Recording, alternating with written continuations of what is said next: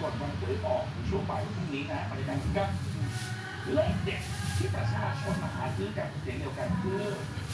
96มาจากอายุของหลวงปู่ลีปู่สักวัดคำโพ